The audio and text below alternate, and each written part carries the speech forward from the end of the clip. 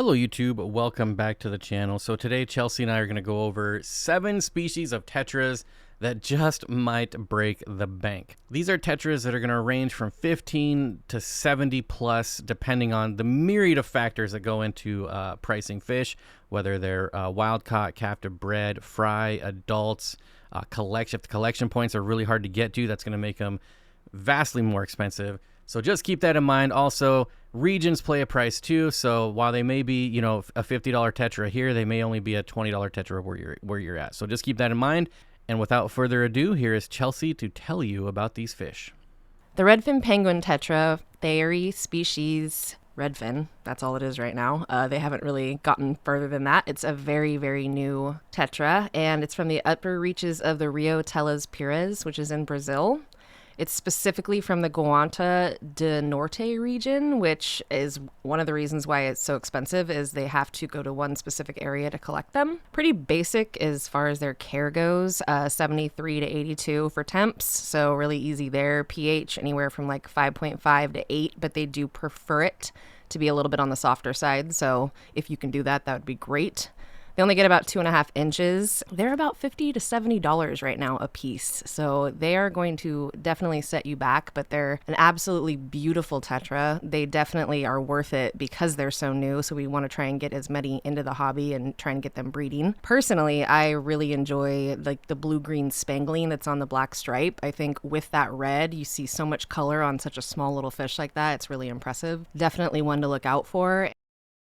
Okay, so the watermelon tetra, which is Hemigrammus coeruleus, is from the Rio Negro River basin in Peru. Their care is really basic too, about 75 to 82 temp-wise, pH 5.5 to 7.5. They get about 3 inches. They are like a deeper bodied tetra, which is awesome. They do really well with like South American and some Central American cichlids. They can really stand up to them. They school really nicely as well. I had them personally. I think they look lovely in the morning. When you turn the lights on, the males are like a deep cherry red and all of their fins turn black and they're dancing all over the place. It's worth it. I mean, even if you just saw that, it's completely worth having these fish. Females are a little bit larger than the males, but they kind of keep more of like a silvery color with just like a pink stripe. So they're actually really cool looking too. Definitely a good tetra to have in a community tank. They're definitely good for a community aquarium. They do really well with all other fish. I've never seen them have any aggression or towards each other or any other fish in the tank. And just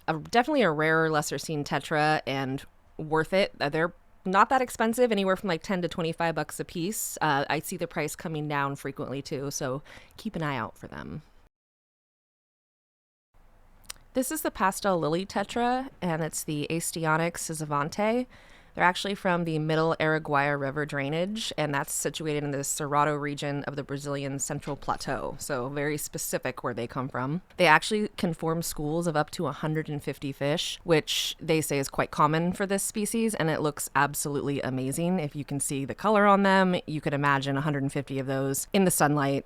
Just amazing to see. So they're named after the native tribe that inhabits the Middle Araguaia drainage also. They're a top dweller, and they're about $30 to $40, which kind of mid-range for the more expensive tetras. I mean, we see them up to like 60, so I don't consider that too terrible for how lovely they are. And they also get a lot larger, so you could keep them with those Central American and South American cichlids, and they're going to be able to stand up to some attitude from them every now and then, and there won't be any huge issues.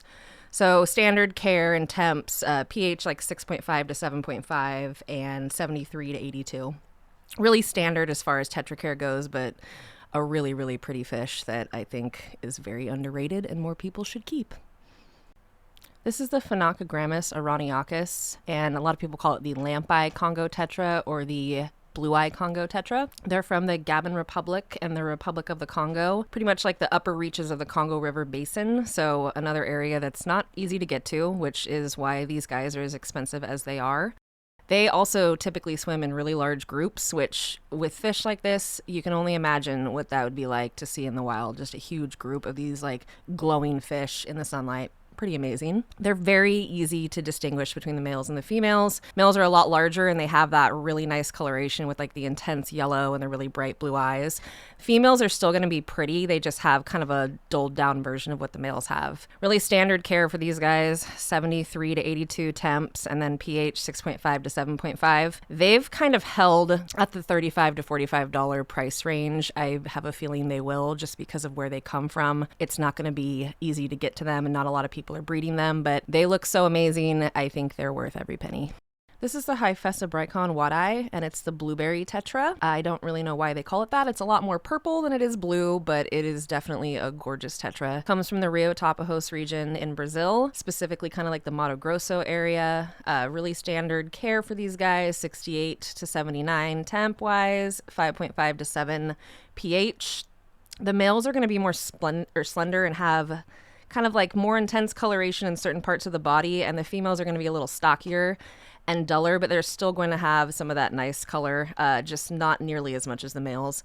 You're really only going to see that color when they're dancing for the females or when they're dancing for food. They're not necessarily fired up all the time, but when they do, it's absolutely worth it. They're a really pretty fish. They do like moderate flow. They come from kind of a faster flowing area in the river systems, and they don't mind a little bit of a heavier flow. Price-wise, they're actually on the affordable side of the more pricey tetras. They're only about $10 to $20 right now. A lot of people have had successful breeding attempts with them, so it's kind of dropped the price from that $20 price range to the $10, and that's amazing. So this is the Festa Bricon species red cherry. It's actually collected from the Guapor River Basin in Paraguay. Standard care for these guys, temps are 78 to 84. So actually a little bit higher temp-wise, but pretty standard regardless. pH 6 to 7. They only get about 2 inches, and the males are going to be slightly smaller with brighter coloration, so pretty standard there. Price range for these guys really varies. I've seen them go from $15 to $30, but I feel like the standard is kind of around $20. They're a really pretty fish. They definitely have kind of a barb look, in my opinion. They have that stockier body in general. Really nice red fins and kind of that like orange-yellow base. You don't see a whole lot of fish like that aren't albino, so very cool and nice for community tanks. The pink lemonade tetra, which is Festa Bricon itapiracensis, they're found exclusively on a coastal island in Brazil that is very difficult to get to, so they are going to fetch quite a large price tag. These guys are normally around $45 to $55 a piece, and they're very cool. They get larger, which is great for people who want to keep them in community tanks with South American and Central American cichlids, which is generally the case with these types of tetras. They're usually from like the coastal river systems in the Bahia and Sergipe states. They aren't easy to get to, like I was mentioning before. They're definitely one of those tetras that I think they were discovered just a few years ago, and people haven't really got their hands on them. So that price tag probably has a lot to do with it, but hopefully people will try breeding them because they're stunning. They're very, very pretty. A lot of pink and yellow on the body. Males are going to have more color than females, but both of them are very pretty fish and, in my opinion, worth that price tag. All right, there you have it. 7 tetras that will break the bank. I hope you enjoyed the video. If you don't have a local fish store near you, I highly recommend dansfish.com and thewetspot.tropicalfish.com to get your fish. And I have discount codes below in the comments for both. And that's all I got for you. And I'll see you in the next video. The Redfin Penguin tetra. I'm done. I'm done. Nope. No, see, that's just to lighten the mood. Now, I quit. Now you're... No. Now I'm annoyed. Like, because I was ready, and now I'm like, nope, I'm going to take a minute. Thanks a lot.